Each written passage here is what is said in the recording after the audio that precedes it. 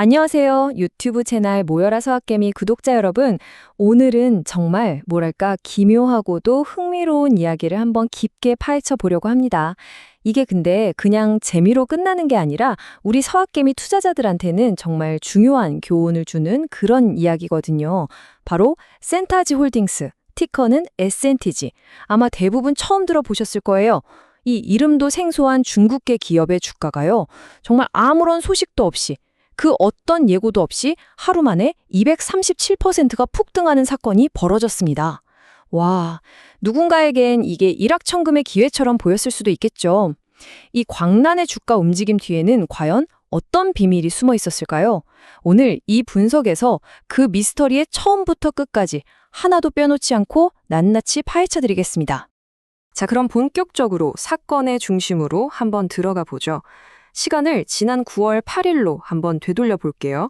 바로 이날 나스닥 시장에서 센타지 홀딩스의 주가가 장 마감 때 보니까 무려 237% 넘게 폭등한 겁니다. 아니 전날까지 1달러 겨우 넘던 주식이 하루아침에 4달러 가까이로 뛴 거예요. 만약에 1,000만 원을 투자했다면 다음 날 아침에 눈 떠보니까 계좌에 3,300만 원이 넘게 찍혀있는 와, 이거 진짜 드라마에서나 나올 법한 수익률이죠. 당연히 난리가 났습니다. 온갖 주식 커뮤니티에서 SNTG가 대체 뭐냐, 무슨 대박 호재 터진 거냐 하면서 막 시끌벅적했죠. 하지만 이 놀라운 숫자 뒤에는 더 큰 물음표가 숨어 있었습니다. 바로 이겁니다, 여러분. 주가가 이렇게까지 하루에 200% 넘게 폭발적으로 움직일 때는요. 보통 뭔가 시장의 판도를 뒤집을 만한 엄청난 뉴스가 있긴 마련이잖아요. 그쵸? 예를 들면 갑자기 애플이나 구글 같은 빅테크에 인수된다는 소식이 떴다거나 아니면 불치병을 고치는 신약을 개발했다거나 그것도 아니면 예상치를 아득히 뛰어넘는 어닝 서프라이즈 같은 그런 굵직한 뉴스가 있어야 말이 되잖아요. 그런데 센타지 홀딩스는요, 그 어떤 공식적인 보도자료도 내지 않았고요. SEC에 제출한 특별공시 서류 같은 것도 전혀 없었습니다. 말 그대로 아무 일도 없었는데 주가만 저 혼자 로켓처럼 솟구친 진짜 기이하고 비상식적인 현상이 벌어진 겁니다. 그렇다면 이 미스터리의 한가운데 있는 SNTG, 이 센타지 홀딩스라는 회사는 대체 어떤 회사일까요? 그 정체를 알아야 이 말도 안 되는 주가 폭등의 실마리라도 찾을 수 있겠죠. 과연 하루 만에 기업 가치가 3배 이상 뛸 만한 그런 잠재력을 가진 우리가 몰랐던 숨은 보석 같은 회사였을까요? 지금부터 같이 한번 확인해 보시죠. 센타지 홀딩스는 2019년에 상하이에서 설립된 소위 핀테크 기업입니다. 나스닥에 상장되어 있긴 한데 생각보다 규모가 매우 작아요. 사업 내용을 들여다보면 조금 독특한데요. 우리가 흔히 아는 토스나 카카오페이 같은 그런 서비스보다는 기업 간 거래, B2B나 좀 틈새 시장에 집중하고 있어요.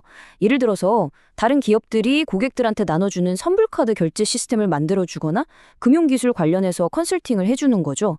그리고 가장 특이한 사업이 바로 소비자 대출 상환 및 수금 관리인데요.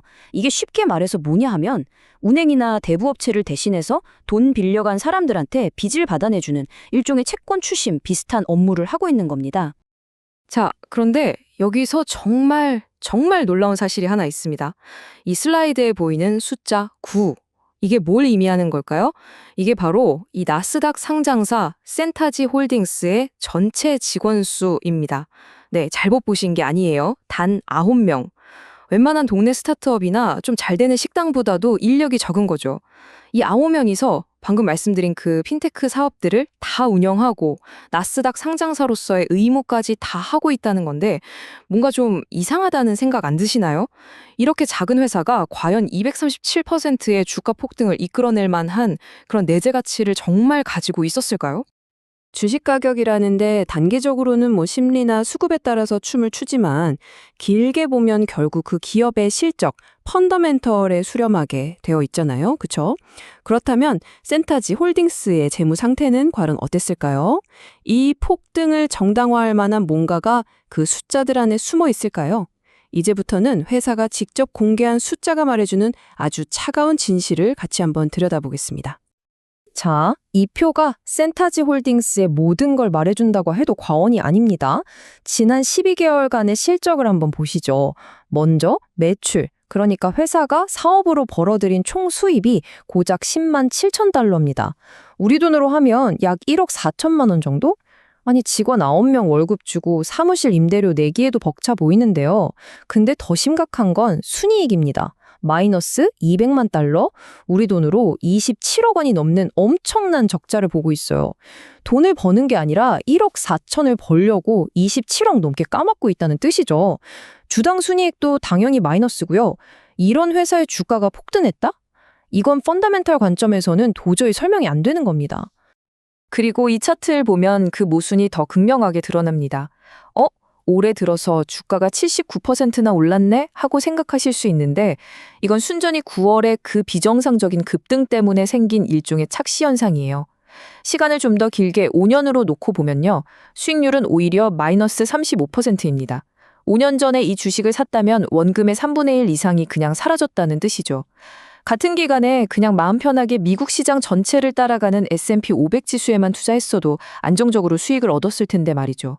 즉, 센타지 홀딩스는 장기적으로는 전혀 가치를 만들지 못하고 시장보다 훨씬 못한 성과를 보여주던 주식이었던 겁니다.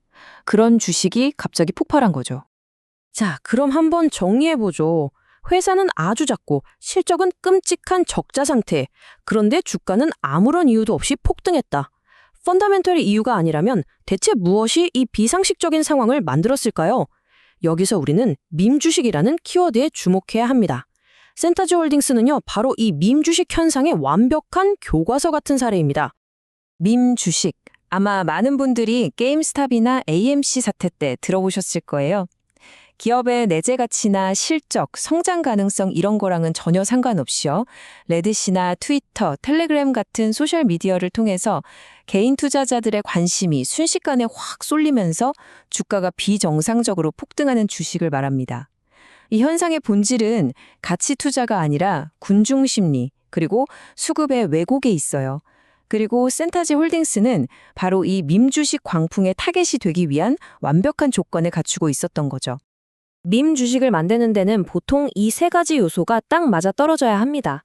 첫째, 유통 주식수가 아주 적어야 돼요. 이걸 전문 용어로 low float라고 하죠. 센타지 홀딩스는 시장에서 실제 거래되는 주식이 고작 106만 주밖에 안 돼요. 삼성전자처럼 수십억 주가 풀려있는 주식은 아무리 돈이 많아도 주가를 움직이기 힘들지만 이렇게 물량이 적으면 비교적 적은 돈으로도 주가를 쉽게 그리고 아주 급격하게 끌어올릴 수 있습니다.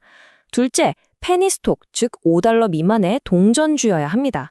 주가가 싸니까 적은 돈으로도 수천, 수만 주를 살 수 있고 1달러짜리가 2달러만 돼도 수익률이 100%니까 개인 투자자들의 투기 심리를 자극하기에 딱 좋죠. 그리고 마지막 세 번째, 바로 소셜미디어를 통한 하이프, 즉 바람잡이와 열풍입니다. 누군가가 이 주식을 타겟으로 삼고 이거 오른다 하고 불을 지피면 FOMO를 느끼는 개인 투자자들이 묻지도 따지지도 않고 추격 매수에 나서는 겁니다. 그리고 실제로 주가가 폭등하던 바로 그 시점에 X, 그러니까 구 트위터에서는 이런 글들이 실시간으로 막 넘쳐났습니다.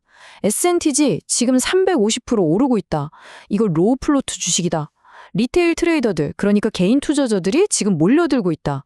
폭등 열차에 탑승해라 같은 글들이 빠르게 퍼져나가면서 더 많은 사람들을 이 위험한 게임에 끌어들였던 겁니다. 이게 바로 기업의 가치가 아니라 오직 군중 심리와 투기 열풍이 주가를 만들었다는 가장 확실한 증거라고 할 수 있죠. 이렇게 펀더멘털 없이 만들어진 축제는 결코 오래가지 못합니다. 이 타임라인은 그야말로 혼돈 그 자체를 보여주죠. 9월 8일 237% 폭등하면서 광란의 파티가 시작되는 것 같았지만 주말이 지나고 불과 이틀 뒤인 9월 10일에는 무려 28% 가까이 폭락해버립니다. 고점에서 매수한 투자자들은 그냥 순식간에 엄청난 손실을 본 거죠. 그리고 그 이후에도 하루에 수십 %씩 오르내리는 이 미친 변동성이 계속되니까 결국 나스닥 거래소에서 변동성 완화 장치를 발동해서 여러 차례 거래를 아예 중지시키는 조치까지 내렸습니다. 펀더멘털이 없는 상승의 끝이 얼마나 위험하고 허무한지를 그대로 보여주는 대목입니다. 다시 한번 그리고 가장 강력하게 강조하고 싶은 부분입니다. 이 모든 일이 벌어지는 동안 주가가 하늘로 솟구치고 다시 땅으로 곤두박질치고 거래가 중지되는 그 순간까지도 센타지 홀딩스라는 회사는 완벽하게 침묵했습니다. 우리 회사 주가 급등은 경영 상황과 무관하니 투자에 유의하세요 같은 최소한의 투자자 보호조차 없었죠. 이것은 이 모든 광풍이 회사의 본질적인 가치 변화와는 단 1%도 상관없는 순수한 투기판이었다는 가장 강력한 증거입니다.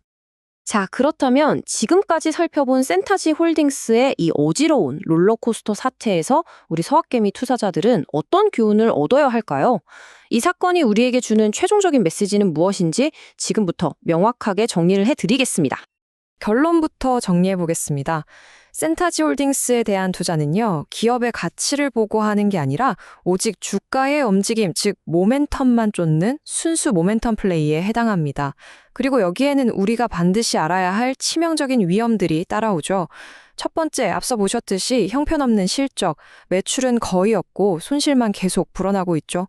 둘째, 살인적인 주가 변동성, 이건 뭐 언제 터질지 모르는 폭탄을 들고 있는 거나 마찬가지입니다. 마지막으로 중국 기업이라는 태생적인 리스크, 특히 핀테크 산업은 중국 정부의 규제 칼날에서 자유로울 수가 없기 때문에 언제든 예상치 못한 정치적 불확실성에 노출될 수 있습니다. 그래서 결론은 명확합니다. 센타지 홀딩스는 장기적으로 보유하기에는 절대적으로 부적합한 아주 위험성이 높은 투기성 자산이라고 할 수 있겠습니다. 센타지 홀딩스 사태는 우리 모두에게 정말 중요한 질문을 던집니다. 하루 만에 200%, 300% 오르는 이런 주식을 보면 솔직히 그 누구라도 마음이 흔들릴 수밖에 없어요.